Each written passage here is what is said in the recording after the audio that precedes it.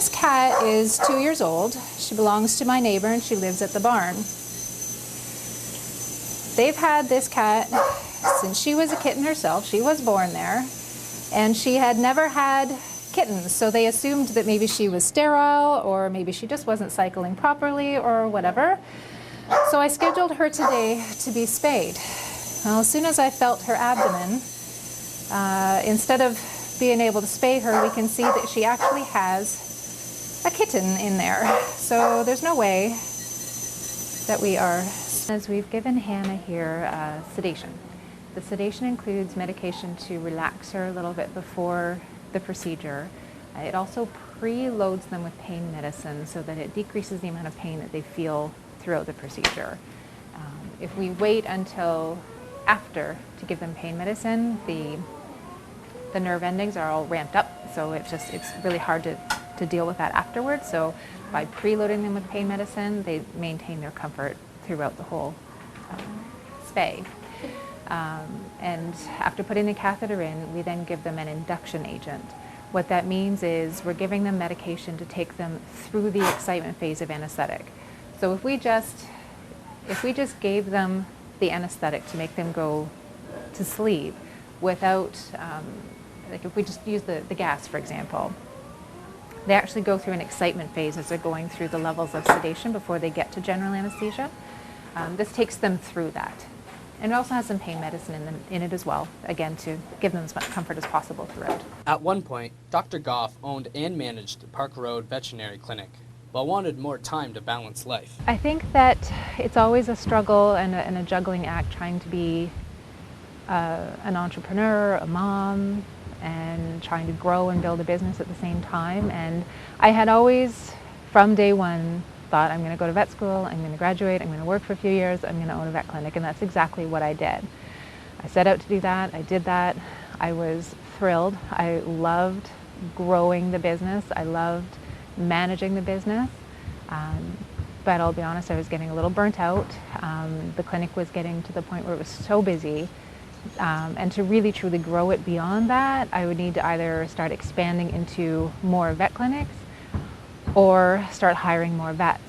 And I just didn't see the clinic going in that direction, nor did I feel like I could do all of that and still be a good mom too.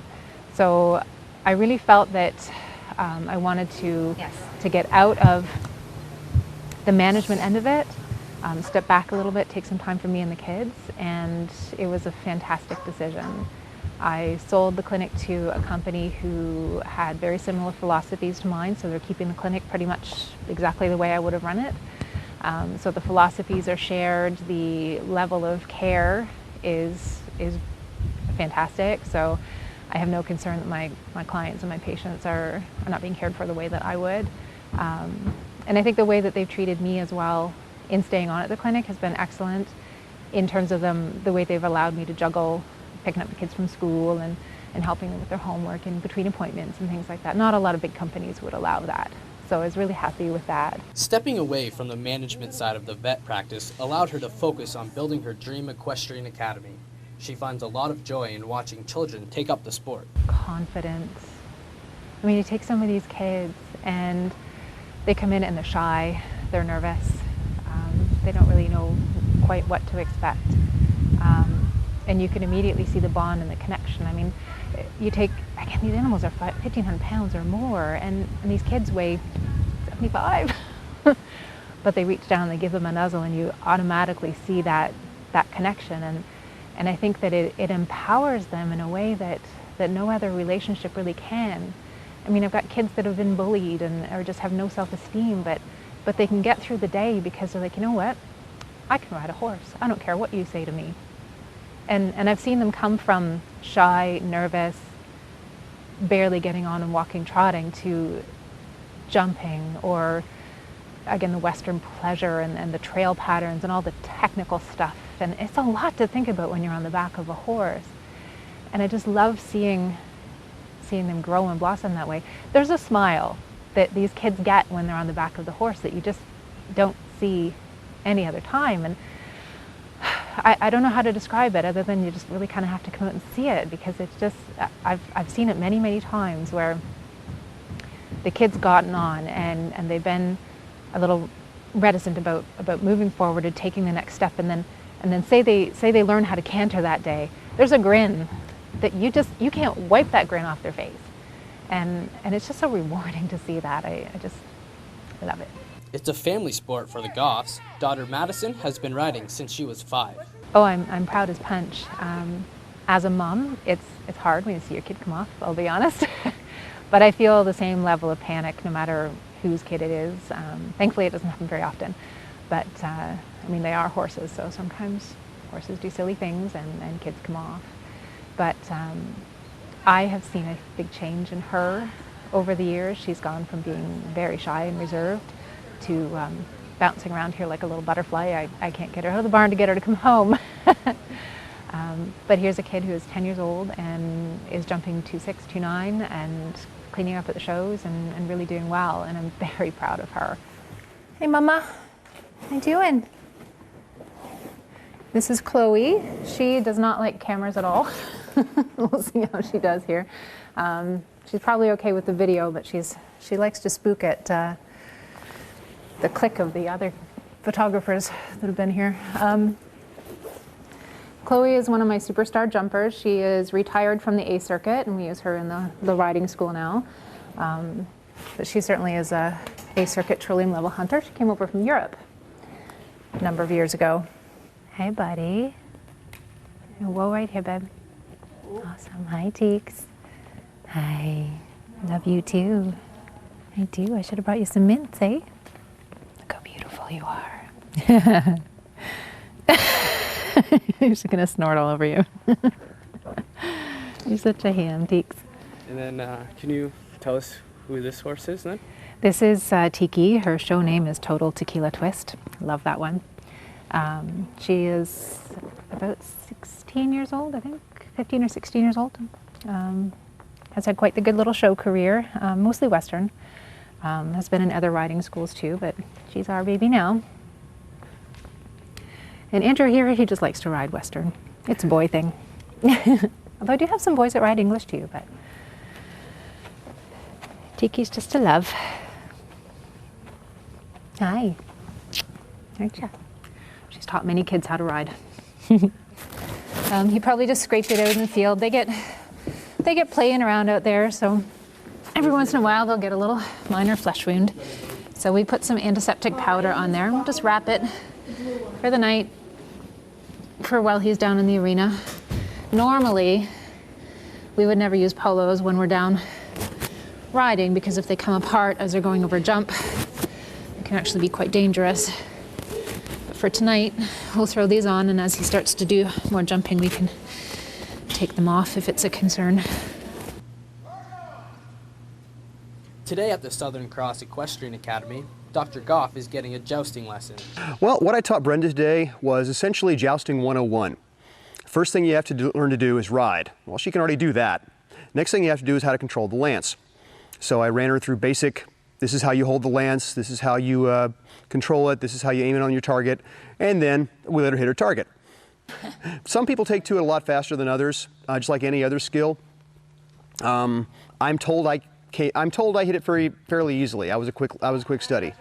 But I'd call it fair to middle and difficult. There's a lot of things to remember. And just like then you never quit training. People ask me how long did it take me to learn. My usual response is I'm still learning. I'm a long way off from being a knight in shining armor, but that was a lot of fun. These guys, when they do it professionally, make it look so easy.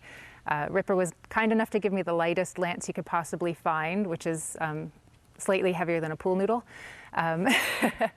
It's tough to balance something so long, especially when you're trying to canter on a horse. It's a whole lot of things to remember all at once, but lots of fun. Here, girl. I know what's going on, eh? So she's young, which means that she's a little bit skittish. She's not sure about what's going on. The wind is certainly catching her attention here. But for a little foal, she's been, well, she's not little, but for a foal, she's been very well handled. I know, baby girl. She's actually gigantic for a 6-month-old.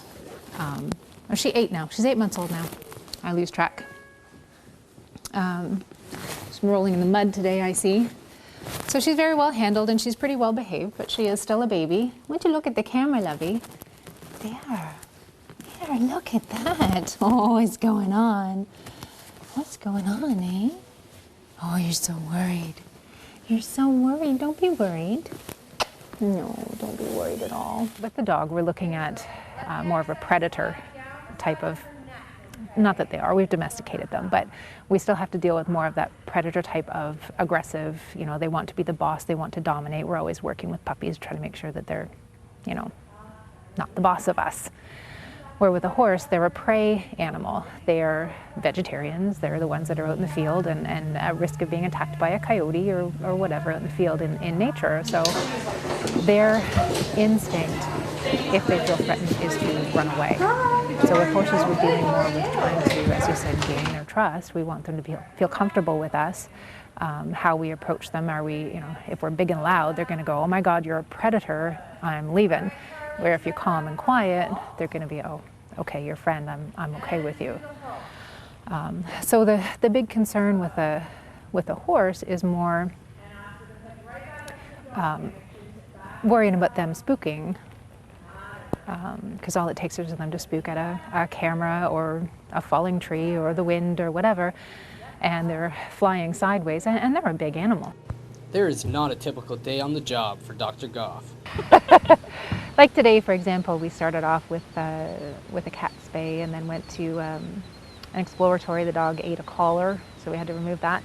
And then we went on to just a crazy afternoon, one that was a diabetic and one with liver failure, and then a bunch of routine appointments, and then a litter of 9 puppies. So yeah, you see everything in a day, and it's fun. There's always something. There are many happy stories that come out of the vet clinic too. Well, when they're sick and we've gone through days and days of hospitalization, we see them go home. That's always nice. Because sometimes those things can go one way or the other, and you never know. Every day you come in and hope for the best and do your very best job, but they don't always make it. So I think when, thankfully, as it happens often, they go home happy and bouncing. That's always a huge reward. We had a boxer who came in, lovely, lovely dog, who is normally what I refer to as the cookie monster, because he just, he pounces on me and he can't wait for the cookie jar to open. And he came in a few months ago and he was just flat. Just flat, just laying there on the exam room floor. I didn't even have to check him over. I looked at the owner and said, this is serious. And sure enough, within about 3 hours, we had removed somebody's underwear from his digestive tract. Yeah, and it's amazing how much better he felt the next day. So it was really nice to see him. A week later, he came bounding back into the clinic for his stitch removal. That was 10 days after he came in, and he was just so excited and back to his old goofy self. And I think he pile drived me into the wall, and all is good.